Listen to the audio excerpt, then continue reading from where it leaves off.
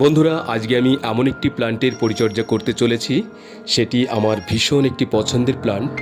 এই প্ল্যান্টটিকে অনেকে dollar plant বলে থাকেন, অর্থাৎ এটি একটি লাকি প্ল্যান্ট। আমরা ইনডোর প্ল্যান্ট হিসেবে গৃহে বিভিন্ন প্রকার প্ল্যান্ট রেখে থাকি, কিন্তু বাস্তু উপকারী হিসাবে এই জেড প্ল্যান্টের একটি অসামান্য অবদান রয়েছে। পাতার গঠনটি ভালো করে লক্ষ্য করলে দেখবেন ঠিক যেন কয়েন আকৃতির। আর এই পাতার আরও একটি বৈশিষ্ট্য হলো এর মধ্যে প্রচুর পরিমাণে জল ধারণ ক্ষমতা থাকে, যার ফলে এই গাছটিতে খুব বেশি জল দিতে হয় না। সপ্তাহে একবার জল দিলেই যথেষ্ট, অর্থাৎ মৃত্তিকা যতক্ষণ না শুকিয়ে যাচ্ছে তার আগে জল দেওয়ার দরকার খুব একটা পড়ে না। জেড প্ল্যান্টকে বুশি বানাতে হলে অবশ্যই কাটিং করা দরকার।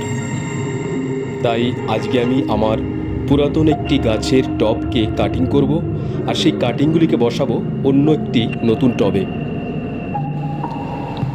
নতুন টবটিতে আমি মাটি হিসেবে ব্যবহার করেছি গার্ডেন সয়েল এবং সেই সঙ্গে দিয়েছি কোকোপিট। কাটিং করার ফলে আমি দুইভাবে উপকৃত হব, অর্থাৎ আগের টবটি অর্থাৎ আগের গাছটিও সুন্দরভাবে পরিচর্যা হবে, আবার সেই কাটিং থেকে আমি পেয়ে যাব আরও সুন্দর একটি বুশি প্ল্যান্টের গাছ।